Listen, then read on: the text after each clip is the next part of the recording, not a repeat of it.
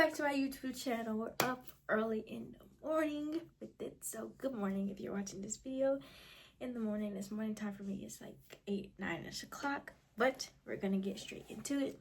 So yesterday, Notre Dame and TCU played the first game. TCU ended up with the W. Hailey Lith ended up with 26 points, and Notre Dame just looked like out of sorts.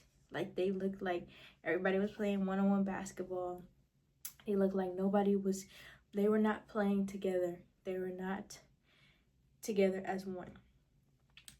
Hannah Hidalgo was not playing as great as defense as I'd like to think, but also for whatever reason, Notre Dame's coach chose to have them switch everything and switch on and off stuff, which I feel like was really, really not smart. I've seen Hannah play the best, have the most success against Hailey when she was guarding her the whole time, but also Hannah didn't play with that same intensity that she usually plays with. But in the end, I mean, it is what it is. TCU won, they move on, and once again, Notre Dame has lost earlier than I think they should have lost. Also, I feel like they have more success when it was just Hannah on the floor than both of Hannah and Olivia on the floor. Also, Olivia Miles going to the WNBA, she's going to have to play some defense, period. She's a great point guard. She's a great facilitator. She has a very high IQ. On the offensive end, she is great. On the defensive end, she sucks. That's just what it is. She doesn't stand in a defensive stance. If she's not guarding the person, she's standing straight up. Her arms are just like, she's just not good defensively. And in the WNBA, if she does not lock in defensively, she's not going to make it. Because at the end of the day, it's lots of great facilitators in the WNBA that can also play defense on the other end. She needs to play defense. I've been saying it all year in all these videos. She needs to play defense. She does not do well playing defense. She'll get a block here and there because she'll be bigger or longer than the person she's guarding based off her length. But defensively, she's terrible. And she needs to get that together and figure that out, because defense does not take any skill. It just takes wanting to get a stop and be solid and defend. And she does not have that. She needs to get that if she's going to be successful in the WNBA. That's period. Now, the next game, we have,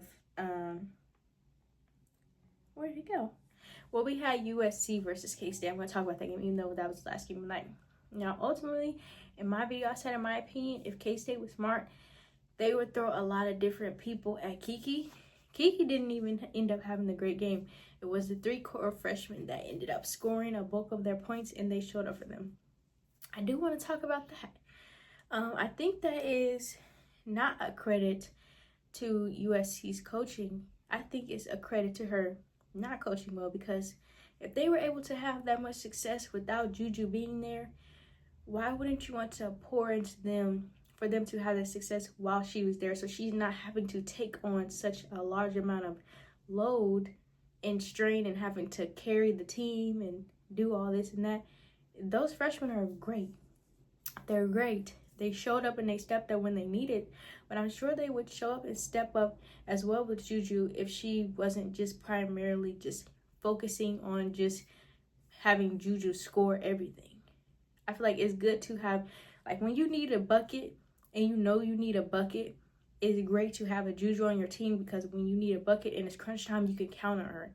But also that coach needs to do a better job of including the whole team and not just Juju, which she's going to have to do, because Juju's going to be out for a year or more, whatever time it takes for her to heal. But ultimately, that coach did that look like a team. They keep on saying that it's the Juju show because the coach, I feel like she's not coaching for everyone to have success. She's coaching like, okay, Juju, we're running it through Juju, we're running it through Juju, we're running it through Juju, which that's fine, but that also puts a lot of strain on her as an athlete. And she's taking on such this big toll when she doesn't have to, because those freshmen were phenomenal yesterday. They played off each other. They played together. They made the extra pass. They played collectively together. I said Kiki was going to have a great game. Kiki didn't even have a great game. But the fact that they were able to do what they needed to do, I feel like they could have been doing that so Juju wouldn't have so much on her. And she can play freely and score when she wants to score, but it's like, I get we want her to break records and this and that, but it gets to a point where it's like, are we worried about breaking records, or are we actually trying to win a championship? And winning a championship is going to have to be a collective team effort. But if Juju's on the floor and all she's been doing all year is scoring and it's been running through her, when it is time for, like, maybe in a game when they are guarding Juju well, nobody else has that confidence because you're pouring into just one player. So I feel like this is a testament that she needs to do better coaching when she does get Juju back, and not just making it all about Juju, but collectively as a team so they can actually win a championship, because those freshmen are good. And I didn't realize how good they were because she's making it all about Juju. And you guys are saying, well, the fans. No, it's not the fans, it's her. That's simple. That's what it is. But that was that. Next, we had, what the heck?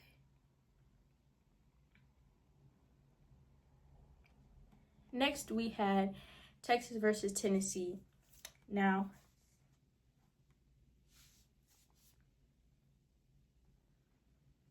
in that game, I thought that it was going to be like that, like exactly how the game went, kind of, you know, not too crazy blowout, but also some back and forth, and not just letting people just do whatever. I didn't think Tennessee was going to lay down from Texas, but Texas did what they did. They played defense. They were sound. They did what they needed to do to move on to the next level. I feel like Texas is, in my opinion, one of the teams that's like kind of like a staple. That team that's like, okay, they got what they're going to follow and do, like to the T, like Vic Schaefer. It's just a Vic Schaefer type of team. If you know who Vic Schaefer is and you know the type of teams that he coaches and puts together, it's that type of caliber of team. It's very expected. I don't really have a lot to say about this game. Like, it was I kind of expected that, you know. But the next game we had was UConn versus Oklahoma. Paige went off for a career high of 40 points. Now, like I said, I thought UConn was going to win. I thought AZ was going to go off. Paige ended up going off. I knew it was going to be one of the two that was going to end up going off. But ultimately, UConn got the win. Shout out to Oklahoma on a great season. Coming into this season, some of these teams were not even ranked. Tennessee was not even ranked. They proved everybody wrong, and at the end of the season, ended up in the Sweet 16. That's great. Even TCU was not even ranked. Hailey Van Lith got there. They were having some success. But ultimately, those games yesterday, the games that was most surprising was the USC game and those freshmen. Because I'm like, dang, they're good. Like, they're freshmen. And they're good. And so I was just like, she need to do better as a coach, as collectively having them all play together, because them playing like they did on top of Juju playing, they would most definitely have been, when she was getting mad about that number 1 seed, they most definitely would have been that number 1 seed if you would have had them playing like that and her playing at the same time. And I think if you would have had that and you wouldn't even have lost that UCLA game, you would have won it. Because although Juju wasn't doing great in that UCLA game, if they knew that, okay, since Juju's now, it's our turn, or even if it is Juju scoring, we can score too, they would have won that game and would have won the Big Ten. So I feel like that's a testament to her needing to do better as a coach. But all in all, that is what I have for this morning and my recap from yesterday's games. Continue to like, comment, and subscribe. We're literally 1 follower for 500 subscribers. If you're seeing this video and you're not subscribed to me, hit the subscribe button for me. But that's all I have for now. Peace and have a great morning.